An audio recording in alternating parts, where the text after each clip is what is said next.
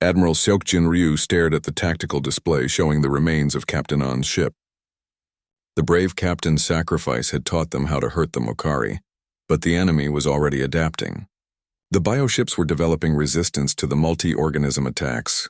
"Sir," said Strategic Officer Min Ji-yoon, "the Mokari are learning from Captain An's attack. Their bioships are changing their internal structure to resist biological warfare." Ryu nodded grimly. "Then we adapt too. That's what humans do best."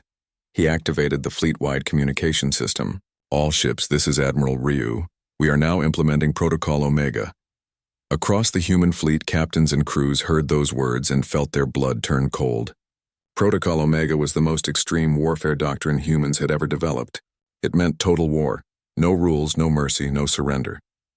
"Sir," said Communications Officer Hyunwoo Choi from the Busan's Pride, "are you certain about Protocol Omega?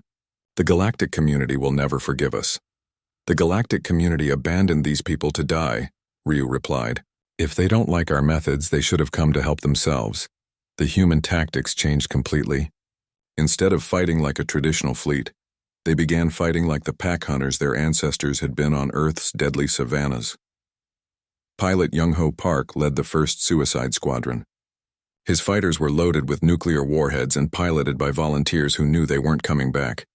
"This is Pack Leader Park to all Rams," he said calmly. "Remember, we're not trying to destroy them with the explosion. We're trying to get inside their hulls. Once we're in, we detonate."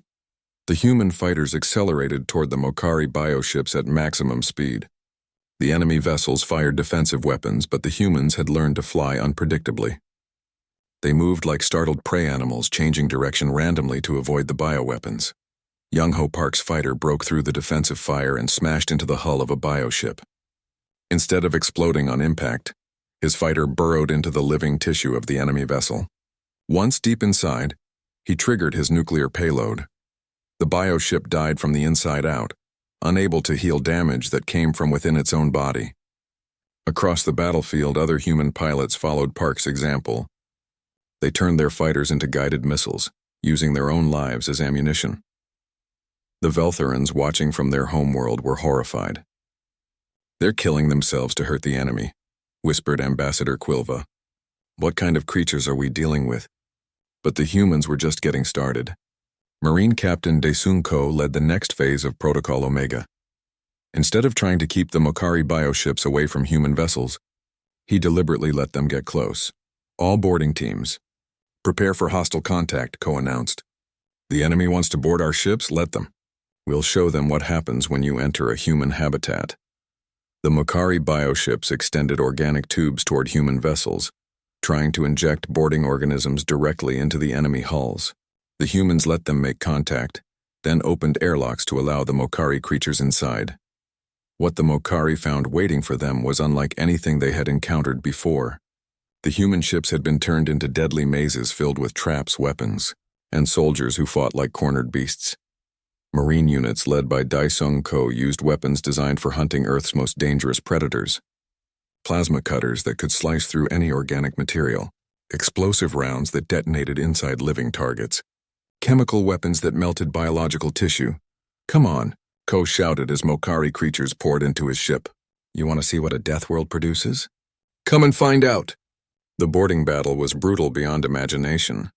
Mokari organisms were built for consuming other life forms, but they had never faced creatures that fought back with such savage intelligence. The humans turned every corridor into a killing ground, every room into a trap.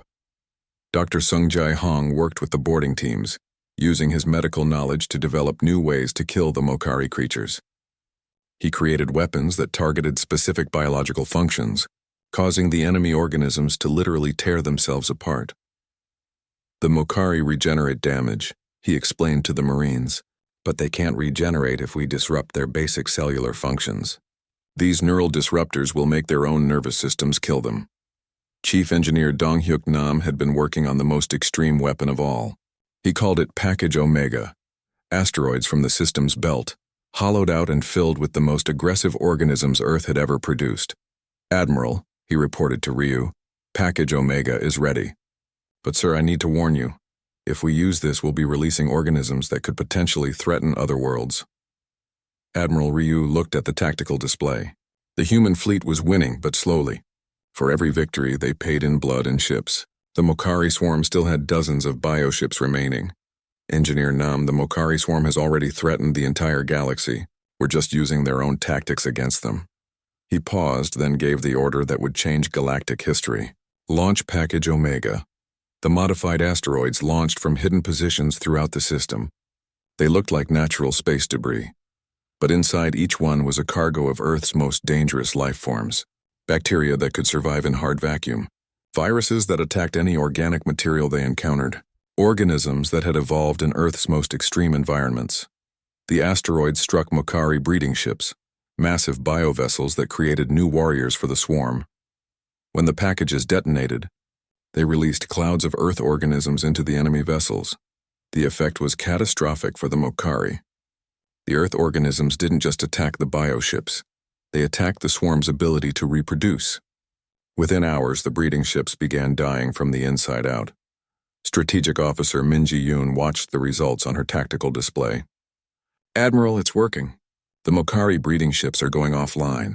They can't adapt fast enough to counter all the different Earth organisms at once. But the most shocking development came when the Mokari swarm tried to retreat. The hive mind controlling the bioships realized it was facing something unprecedented. A species that fought with more vicious intelligence than the swarm itself. For the first time in millions of years, the Mokari swarm felt fear. Sir, said Hyunwoo Choi, monitoring enemy communications, I'm detecting panic in the Mokari hive mind. They're trying to withdraw from the system. Admiral Ryu smiled coldly. All ships pursue the enemy. Protocol Omega remains in effect. No Mokari vessel leaves this system alive. The human fleet chased the retreating bioships like wolves pursuing wounded prey. They showed no mercy, no hesitation, and no willingness to accept surrender. Each Mokari vessel was hunted down and destroyed with methodical efficiency. Pilot Unibae led the final assault on the Mokari command ship, a massive biovessel that housed the central hive mind. Her fighters swarmed around the enemy vessel like angry insects, pouring fire into its hull until it finally died. This is Wing Leader Bae to all units, she announced. The command ship is down. I repeat, the hive mind is dead. Across the Veltheran system, the remaining Mokari bioships suddenly stopped moving. Without the hive mind to control them, they became nothing more than empty shells drifting in space. The battle was over. The Mokari swarm, the terror of the galaxy for millions of years. They had been completely destroyed by a species they had never heard of from a world that shouldn't have been able to. Support Complex Life Ambassador. Quilva watched the aftermath from his command center, trembling with fear and awe. The humans had saved his people, but they had done it in a way that violated every principle of civilized warfare. What have we brought into our galaxy? He whispered. The battle began at dawn over the Veltheran homeworld. The Mokari swarm arrived as a dark cloud of living ships, each one the size of a city. Their biovessels pulsed with alien life, covered in armor that looked like black bone and muscle. Admiral Seokjin Ryu stood on the bridge of the Soul's Hammer, watching the enemy fleet through the main window. The Mokari ships moved like a school of deadly fish, flowing around each other in perfect harmony. All ships, this is Admiral Ryu. Remember your training. These creatures have never faced humans before. Let's show them why Earth is classified as a death world. The human fleet spread out in attack formation. Their ships looked crude compared to the elegant biovessels of the Mokari, but they moved with deadly purpose. Each human vessel was built like a fortress, designed to survive in the hostile environment of space around Earth. Captain Taehyung-an commanded the destroyer Incheon's Fury from the front lines. His ship was smaller than the Mokari biovessels, but it carried weapons that could crack planets. Target the largest bioship, An ordered his weapons officer. Full-power plasma barrage. The Incheon's Fury opened fire with every weapon it had. Bright beams of energy struck the Mokari bioship, burning through its living armor. For a moment, the humans thought they had succeeded. Then they watched in horror as the wounds began to heal. Impossible, whispered the weapons officer. Direct hits with our heaviest weapons and it's regenerating. The Mokari bioships responded to the attack. They fired organic projectiles that moved like living bullets, seeking out human ships with terrifying intelligence. When the bioweapons hit human vessels, they began eating through the armor like acid. All ships, evasive maneuvers, ordered Admiral Ryu. These weapons are alive. They're trying to consume our hulls. Pilot Yunabei led her fighter squadron against the smaller Mokari vessels. Her pilots were the best Earth had ever trained, but the enemy biofighters moved like nothing they had ever seen. They flowed through space like liquid metal, changing shape to avoid human weapons. Wing Leader Bei to all fighters, she called over the radio. Normal tactics won't work. These things think faster than we do. Switch to random attack patterns. The human fighters began flying like wild animals using instinct instead of planning. It was a tactic that confused the Mokari biofighters, which were designed to predict logical behavior. On the Soul's Hammer, Dr. Su-Young Lee watched the battle data streaming in from all ships. The human weapons were having some effect, but not enough. The Mokari bioships healed too quickly. "Admiral," she called to Ryu, "our standard weapons aren't working. The bioships adapt to energy weapons within minutes. We need to try the biological warfare packages." Admiral Ryu nodded grimly. All ships switched to bioweapons. Target the largest Mokari vessels first. The human ships began firing missiles filled with Earth bacteria. When these weapons hit the Mokari bioships, something different happened. Instead of healing, the wounds began to spread. The Earth bacteria started consuming the living tissue of the enemy vessels, but the Mokari swarm was learning too. The hive mind controlling the bioships began to adapt their defenses. Within an hour, they had developed immunity to the Earth bacteria. Captain Taehyung-an watched his bioweapons lose effectiveness against the enemy. His ship was badly damaged from Mokari counterattacks. Hull breaches leaked atmosphere into space. Several crew members were dead or injured. "Sir," said his first officer, "we should retreat. We can't match their adaptive abilities." An looked at the tactical display. The human fleet was losing. For every Mokari bioship they destroyed, 2 more adapted to their weapons. The enemy was learning faster than the humans could develop new tactics. "No retreat," said Captain An. "But I have an idea. Get me Dr. Hong on the comm." Dr. Sung Jae Hong, the fleet's chief medical officer, appeared on screen. Behind him, the medical bay was filled with wounded sailors. "Captain An, what do you need?" "Doctor, what happens if we expose the Mokari to every disease and bacteria we have at once? Not in sequence, but all at the same time." Dr. Hong thought for a moment. "They might be able to adapt to 1 or 2 diseases quickly, but if we hit them with everything at once, their biological systems might overload trying to develop immunity to all of them." "Perfect. Doctor, I need you to prepare a biological warfare package with every deadly organism in our database. Everything from Earth's most toxic bacteria to our worst viruses. Captain, that's incredibly dangerous.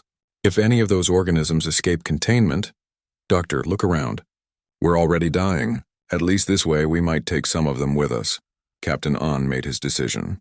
The Inchen's Fury would become a delivery system for the most dangerous biological weapons humanity had ever created. His ship would carry diseases from Earth's deepest oceans, bacteria from its most poisonous swamps, and viruses from its deadliest jungles. "All crew to escape pods," An ordered. "I'm taking this ship on a ramming run. We're going to deliver Dr. Hong's package directly into the largest bioship." Combat engineer Ji-won Kang worked frantically to prepare the biological weapons package. She knew they only had 1 chance to make this work. The package had to contain enough variety to overwhelm the Mokari adaptive systems. "Captain An," she called over the comm, "the package is ready. But sir, this will release organisms that could threaten other species too. Are you sure about this?" An looked at the tactical display 1 more time. The human fleet was being slowly destroyed. The Veltherans were defenseless. If the Mokari swarm won here, they would spread across the galaxy. "Engineer Kang, sometimes you have to fight monsters by becoming something worse than them. Prepare for delivery." The Inchen's Fury accelerated toward the largest Mokari bioship. Enemy weapons tore through its hull, but the ship kept flying. Captain An sat alone on the bridge, steering his dying vessel toward the enemy. "This is Captain Taehyung-an to all human ships. I'm about to deliver a gift to our friends. Watch and learn how their biology handles this." The destroyer crashed into the Mokari bioship at full speed.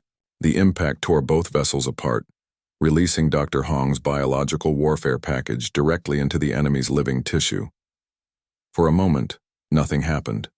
Then the Mokari bioship began to change. Its surface started dissolving as hundreds of different Earth organisms attacked its biological systems simultaneously. The creature tried to adapt, but there were too many different threats. The bioship died screaming through space radio, AI, sound that made even the hardened human Marines feel sick. But Captain On's sacrifice had given the humans something precious: knowledge. They now knew that the Mokari could be overwhelmed if they faced too many threats at once. Admiral Ryu watched the tactical display as more Mokari bioships began to adapt to their new strategy. The enemy was learning, but so were the humans. All ships, he ordered. Prepare for Phase 2. Time to show these creatures what happens when you fight a species that learned warfare from the most hostile planet in the galaxy. The human fleet grew larger every hour. More ships kept arriving from the direction of Earth, each one more intimidating than the last. The Veltharans watched in amazement and growing fear as the humans prepared for war. Chief Engineer Dong-hyuk Nam worked frantically in the weapons bay of the flagship Sol's Hammer. He was modifying human weapons to fight living ships. The work would have been illegal under galactic warfare laws, but Earth had never signed those treaties. "Sir," said his assistant, "are you sure about mounting plasma cutters on the missiles?" Dong-hyuk Nam wiped sweat from his forehead. "These Mokari bioships can heal damage. We need weapons that keep cutting even after impact. Hand me that molecular disruptor." On the main deck, Marine Commander Ji-ho Shin trained his soldiers in zero-gravity combat. The Veltharans watching through security cameras were horrified by what they saw. The humans practiced fighting in conditions that would kill most species instantly. "Remember," Shin shouted to his Marines, "these bioships might try to board us. If they do, we fight them in their own environment. No atmosphere, no gravity, no mercy." The Marines moved through the training course like predators. They wore armor that looked more like metal shells than protective gear. Their weapons were designed for close combat, brutal, efficient tools for killing in tight spaces. Pilot Yuna led her fighter squadron through an asteroid field near the system's edge. The Veltharans couldn't believe what they were seeing. The human pilots flew their ships through gaps barely wider than their vessels, moving at speeds that should have been impossible. "This is Wing Leader Bay." Her voice crackled over the radio. "If the Mokari want to fight in space, we'll show them how Earth pilots handle vacuum." Her fighters danced between the asteroids like deadly fish. Each pilot moved independently, yet they worked together like a school of hunters. The Veltharans had never seen such aggressive flying. Dr. Soo-young Lee worked day and night in her laboratory, studying samples of Mokari biomaterial that human scouts had collected from destroyed Veltharan ships. What she found was both amazing and terrifying. "The Mokari are incredible," she told Admiral Jaewon Park during their daily briefing. "They're not just using biotechnology, they are biotechnology. Each ship is a living creature bred for war." "Can they be killed?" asked the Admiral. Dr. Lee smiled grimly. "Everything can be killed. You just need to know how." She pulled up images on her screen. "I found several weaknesses. They're vulnerable to certain Earth bacteria. They also can't handle extreme temperature changes." In the engineering sections, combat engineer Ji-won Kang worked with Dr. Lee to create new weapons. They filled missiles with bacteria from Earth's deepest ocean trenches, organisms that ate organic matter faster than anything could heal. "The galactic community would be horrified by what we're doing," said Ji-won Kang. "They don't have to face the Mokari swarm," replied Dr. Lee. "We do." The Veltharans watched all this preparation with growing unease. Ambassador Quilva called Captain Minho Kim to his ship for a private meeting. "Captain," said Quilva, "your people fight like wild animals. Are all humans so violent?" Minho Kim thought for a moment. "Ambassador, let me tell you about Earth. Every day our planet tries to kill us. Earthquakes destroy our cities. Storms tear apart our homes. Wild animals hunt us for food. Diseases try to consume us from within." "How horrible," whispered Quilva. "No, Ambassador. How wonderful," Kim smiled. "Every challenge made us stronger. Every enemy taught us new ways to fight. Every day we survived made us better hunters." "But surely you must want peace?" asked Quilva. "We do want peace," said Kim. "That's why we fight so hard to protect it." Fleet Admiral Seokjin Ryu arrived on the massive dreadnought Sol's Hammer. The ship was the largest vessel the Veltharans had ever seen. It bristled with weapons they couldn't identify. When Admiral Ryu spoke to the fleet, his voice carried the authority of someone who had never lost a battle. "All ships, this is Admiral Ryu. The Mokari swarm thinks they're the ultimate predators. They're wrong. We come from a world that created the ultimate predators. Us. The Soul's hammer carried weapons that made the Veltharans sick to think about. Gravity bombs that could crush entire ships. Fusion torpedoes that burned hotter than stars. Railguns that fired projectiles at impossible speeds. "Sir," said Chief Engineer Nam, "the new weapons are ready, but I have to warn you.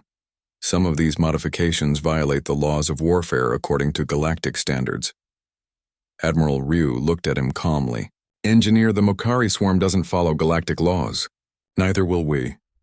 Dr. Sungjae Hong, the fleet's chief medical officer, worked with the Marine units to prepare for boarding actions. He created medical supplies that could keep human soldiers fighting even with injuries that would kill most species.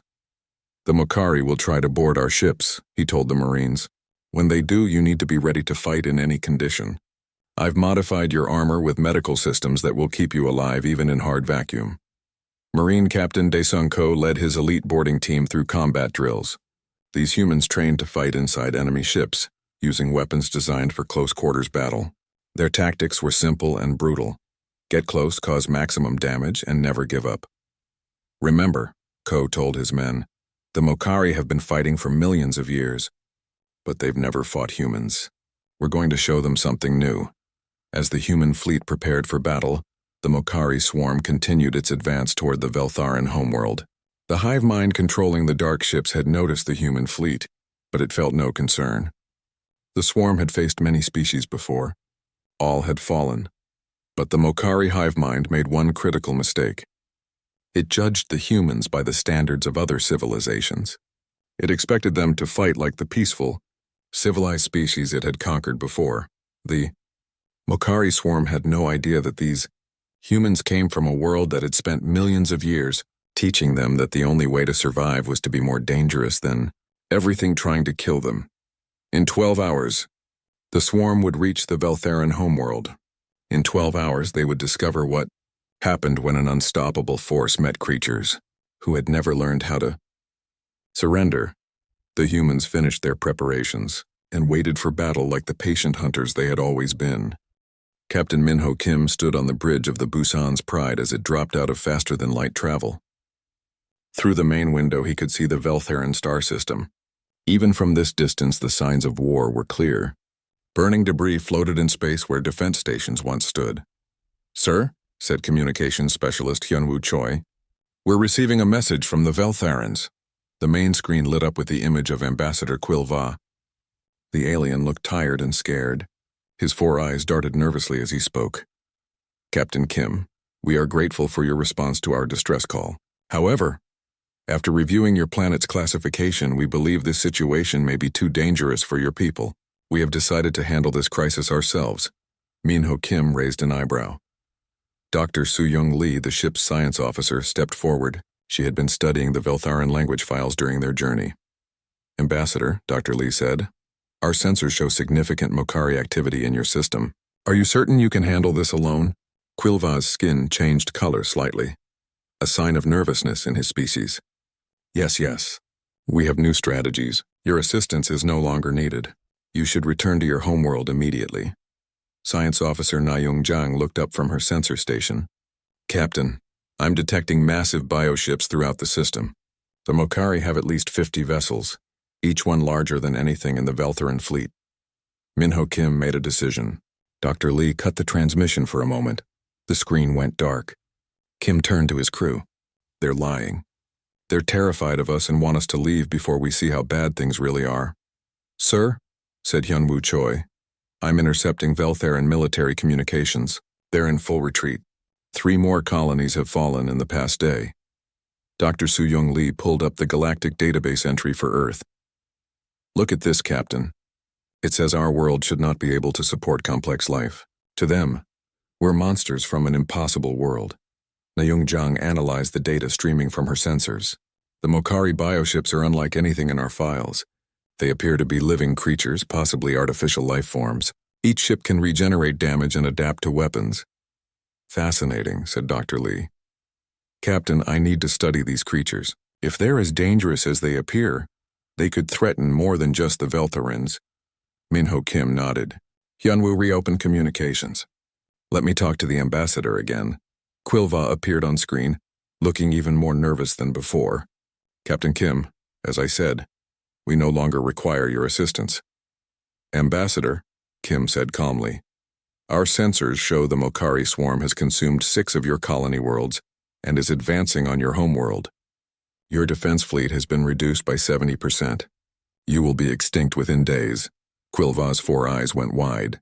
How did you... Your sensors can see that much detail from this distance? Dr. Lee smiled. Our technology is designed to work in extreme conditions, Ambassador. We had to make it that way to survive on our world. On the screen, they could see other Veltharans moving frantically in the background. Warning alarms were ringing constantly. Quilva looked desperate. Please, he said quietly, you don't understand. The Mokari swarm has destroyed civilizations far more advanced than yours. They cannot be stopped. With respect, Ambassador, said Minho Kim, you don't understand us either. We come from a world that spent millions of years trying to kill us. We learned to fight back. Nayung Zhang stepped forward. Ambassador, I'm reading biosignatures from the Mokari ships. They're not just vessels, they're living creatures. Large ones. Where I come from, we call creatures like that prey. Quilva looked confused. Prey? But they're predators. They consume entire worlds. Dr. Su Young Lee laughed, a sound that made the ambassador jump. Ambassador, on our world, everything is a predator. We learned to hunt the hunters. Before Quilva could respond, new alarms began ringing on his bridge. A Veltharan officer ran up to him with a report. Sir, the Mokari have broken through our last defense line. They'll reach the homeworld in 18 hours. Quilva looked at the report, then back at the humans on his screen. Captain Kim, even if we wanted your help, you could never reach us in time. Minho Kim smiled, showing his teeth. The expression made Quilva step back from his screen.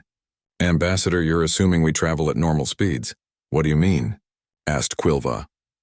Hyunwoo, send a message to Admiral Park.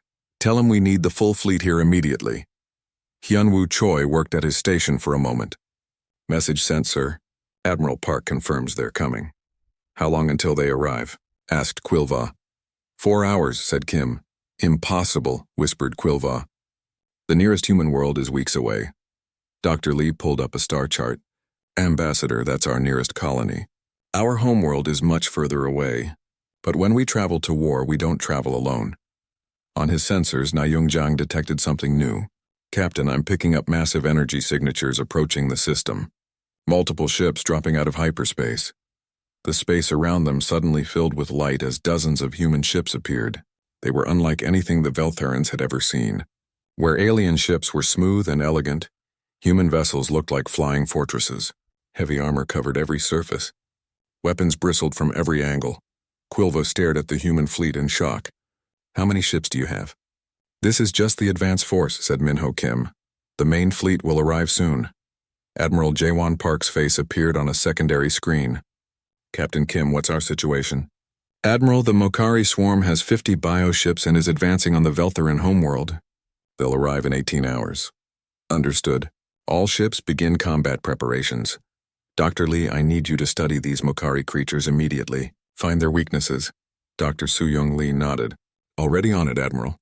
From what I can see, they're impressive predators. But every predator has something that hunts it.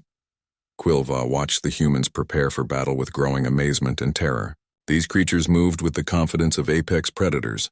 They showed no fear of the Mokari swarm that had destroyed countless civilizations. Captain Kim, Quilva said slowly, what exactly are you planning to do? Minho Kim looked directly at the ambassador. What we always do, Ambassador. We're going to hunt. The emergency lights flashed red across the Veltharan command center. Ambassador Quilva watched the main screen with growing fear. Dark ships filled the space around their third moon. The Mokari swarm had arrived. How many? Quilva asked, though he already knew the answer would be terrible. Too many to count, replied Commander Meshtal. They consumed the outer colonies in just 2 days. Our defense fleet lasted only hours. Quilva closed his 4 eyes. The Veltharans were a peaceful people. They had not fought a war in over 300 years. Their ships were built for exploration and trade, not battle. Now they faced an enemy that ate entire worlds. Sir, we have one option left, said Communications Officer Zefnu. The emergency broadcast system. Every Veltharan in the room went silent. The emergency broadcast was their most secret technology. It could send messages across the entire galaxy instantly. But using it meant telling everyone where they were. It meant admitting they needed help. "We swore never to use it," whispered Commander Meshtal. "Our ancestors said isolation keeps us safe." "Our ancestors never faced the Mokari swarm," Quilva replied. He looked at the screen again. More dark ships appeared every minute. "Send the message." Communications Officer Zeph Nu typed the message with shaking hands. "This is the Veltharan Republic. We face extinction from the Mokari swarm. Any civilization receiving this message, please help us. Our coordinates follow." The message shot across space faster than light. It reached the peaceful Centauri Federation first. They read it and shook their heads. The Mokari swarm was too dangerous. Next, it reached the proud Altarian Empire. They had fought the Mokari before and lost 3 star systems. They would not try again. One by one, every major civilization in the galaxy received the message. One by one, they all chose to stay silent. The Veltharans waited by their communications equipment, hoping for any reply. Days passed with no response. On the 4th day, Zeph Nu heard something, a signal from a distant part of the galaxy. The message was strange, spoken in a rough language they had never heard before. "This is Admiral Jawan Park of the Earth Defense Coalition. We received your distress call. We are coming to help. Please respond with detailed information about the enemy force." The Veltharans looked at each other in confusion. Earth? They had never heard of this world. Zeph Nu quickly searched their galactic database. What he found made his skin turn pale. "Ambassador," he said quietly, "Earth is listed as a class steward to Deathworld." "That's impossible," said Commander Meshtal. "No complex life can survive on a class human world." Quilva read the file over Zeph Nu's shoulder. His 4 eyes grew wide with horror. Earth had gravity twice as strong as most worlds. The atmosphere was filled with poison gas that most species could not breathe. Massive predators roamed the land and sea. Earthquakes and volcanoes constantly destroyed the surface. Weather storms could flatten entire cities. "How do they survive on such a world?" whispered Meshtal. Before anyone could answer, another message arrived from Earth. This time it came with a video. The screen showed a creature unlike anything the Veltharans had ever seen. It stood on 2 legs and had only 2 eyes. Its skin was smooth and dark. When it spoke, they could see white teeth that looked very sharp. "This is Captain Minho Kim of the Earthship Busan's Pride. We are already on our way to your system. We should arrive in 6 days. Please prepare a detailed report on enemy capabilities." The human looked directly at the camera. His dark eyes showed no fear, only determination. Behind him, other humans moved around what looked like a military command center. The Veltharans could see weapons and equipment they did not recognize. "Ambassador," said Zeph Nu, his voice shaking, "I found more information about humans in the database. It says they evolved by fighting every day just to stay alive. Their whole planet tried to kill them for millions of years." Quilva felt a chill run through his body. "What have we done?" he whispered. On the main screen, more Mokari ships appeared around their moon.